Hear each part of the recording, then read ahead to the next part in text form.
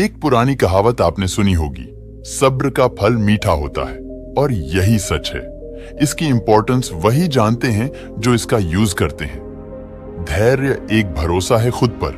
जो धैर्य रख सकता है वही जीवन के प्रति अधिक सकारात्मक दृष्टिकोण बनाए रख सकता है। सब्र रखो, वक्त आएगा। Power of patience. धैर्य की शक्ति पर क्या धैर्य रखना आसान होता है? धैर्य रखना हमेशा आसान नहीं होता है, लेकिन आसान होने से पहले सभी चीजें मुश्किल होती हैं। इस बात से भी इनकार नहीं किया जा सकता कि परिस्थितियां और समय हमेशा एक जैसा नहीं होता। हर व्यक्ति के जीवन में कभी अच्छा समय आता है तो कभी बुरे दौर से उसे गुजरना पड़ता है। लेकिन यह भी उतना ही सही है कि एक व्यक्ति के साहस की पहचान उसके बुरे दौर में ही होती है। यह कहना इसलिए सही है कि जीवन के अच्छे दौर में तो सामान्य से सामान्य व्यक्ति भी सही फैसला करने में सक्षम होता है, लेकिन जब स्थिति प्रतिकूल हो तो उस समय व्यक्ति की सही प्रतिभा का आकलन किया जाता है। बुरा वक्त सबका आता है, पर जो प्रतिकूल परिस्थितियों में सही निर्णय लेता है वही जीवन में सफल होता है, और जो व्यक्ति ऐसे समय में अपने को नहीं संभाल पाता उसके हाथों सिर्फ विफलता लगती है। आखिरकार प्रतिकूल समय में सही निर्णय लेने के लिए सबसे महत्वपूर्ण गुण क्या हो सकता है? इस सवाल का जवाब सिर्फ और सिर्फ है धैर्य। क्योंकि जब भी संकट का समय आता है, जब भी समय विपरीत होता है, व्यक्ति के अंदर सबसे पहले घबराहट उत्पन्न होती है। मन में अजीबोगरीब ख्याल आते हैं, उसकी उम्मीदें कमजोर पड़ती जाती है, और जल्दबाजी में वो या तो कोई निर्णय नहीं ले पाता या फिर गलत निर्णय ले लेता है। जिस व्यक्ति के पास धैर्य नहीं, वह छोटी से छोटी समस्याओं का सामना भी सही तरीके से नहीं कर पाता है।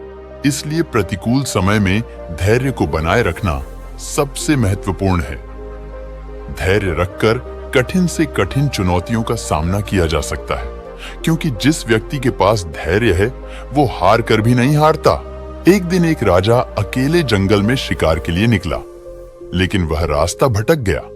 उसने एक पहाड़ की ऊंची चोटी पर चढ़कर देखा, लेकिन उसे दूर दूर तक कोई भी व्यक्ति या गांव नहीं दिखा। निराश होकर वो पहाड़ी से नीचे उतरा और आगे बढ़ा। अंधेरा होता जा रहा था और कोई भी मार्ग नहीं दिख रहा था। कुछ दूर चलने के बाद अंधेरा पूरी तरह घिर गया। कुछ देर बाद काफी दूर से रोशनी चमकी। फिर वह उस दिशा में चलने लगा और शीघ्र ही एक झोपड़ी पर पहुंच गया। राजा ने देखा कि झोपड़ी के बाहर एक बूढ़ी औरत अपनी बकरी को चारा खिला रही है। राजा को देखकर बूढ़ी औरत सोचने लगी कि शायद यह कोई सेना का सिपाही है, और वो उसका स्वागत करने लगी। उसने राजा को पीने के लिए पानी दिया और आराम करने के लिए एक चटाई बिछा दी। कुछ देर बाद उसने गर्मा गर्म चावल और करी की थाली राजा के सामने रख दी। राजा को जोरों की भूख लगी थी, सो उसने जल्दी से गर्म खाने में अपनी उंगलियां डाल दी। गर्म भोजन ने उसकी उंगलियों को जला दिया और उसने कुछ चावल फर्श पर गिरा दिए। बुढ़िया ने यह देखा और बोली, ओह, तुम अपने राजा की तरह बहुत अधीर और उतावले लगते हो, इसीलिए तुमने अपनी उंगलियां जला ली हैं और जमीन पर भी चावल गिरा दिए। बूढ़ी औरत की बातें सुनकर राजा हैरानी में पड़ गया और पूछा, आपको ऐसा क्यों लगता है कि राजा अधीर और जल्दबाज है? बुढ़िया मुस्कुराई और बोली, बेटा, गलत मत समझना। हमारे राजा अपने सभी दुश्मन किलों पर कब्जा करने का एक बड़ा सपना देख रहे हैं, लेकिन सभी छोटे किलों की अनदेखी कर रहे हैं। राजा ने बूढ़ी औरत को टोकते हुए कहा, यह तो अच्छी बात है, इसमें दिक्कत क्या है? वह मुस्कुराई और जवाब दिया, रुको मेरे बेटे, जैसे खाना खाने में आपकी अधीरता थी, वैसे ही आपने अपनी उंगलियां जला दी और कुछ खाना बर्बाद कर दिया। उसी तरह दुश्मनों को जल्दी से हराने के चक्कर में राजा की अधीरता और जल्दबाजी के परिणाम स्वरूप उसकी सेना में सैनिकों का नुकसान होता है। इसके बजाय यदि आप पहले किनारे पर और फिर बीच में कम गर्म खाना खाते हैं, तो आप अपनी उंगलियां नहीं जलाते और अपना खाना बर्बाद भी नहीं करते। ऐसे ही राजा को छोटे किलों को निशाना बनाकर अपनी स्थिति मजबूत करनी चाहिए। यह उसे सेना में अपने जवानों को खोए बिना विशाल किलों पर कब्जा करने में मदद करता है। यह सुनकर राजा को अपनी गलती का एहसास हुआ और उसने महसूस किया कि धैर्य रखना चाहिए और किसी भी स्थिति में जल्दबाजी करने से बचना चाहिए। दोस्तों, यदि जीवन में हमें कुछ भी हासिल करना है तो हमें धैर्य रखना जरूरी है। हमें पहले प्रक्रिया को समझना चाहिए और फिर उस पर काम करना चाहिए। यदि हम तुरंत परिणामों की तलाश में जुट जाएंगे तो हम अधीर हो जाएंगे और अपने जीवन में हम जो चाहते हैं उस तक कभी नहीं पहुंच पाएंगे। दुनिया में कई तरह के महान आविष्कार हुए।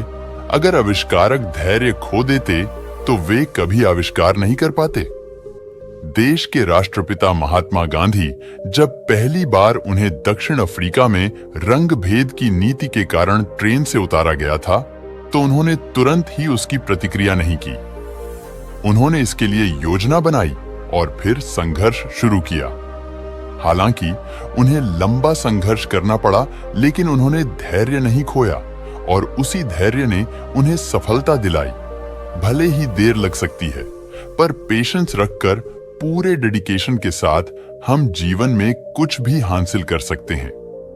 इसे ही कहते हैं पावर ऑफ पेशेंस, धैर्य की शक्ति। दोस्तों, उम्मीद है आपको ये वीडियो पसंद आई होगी। अगर वीडियो अच्छी लगी हो तो इस वीडियो को लाइक करना मत भूलिएगा और हमसे जुड़े रहने के लिए इस चैनल को सब्सक्राइब करना मत भूलिएगा।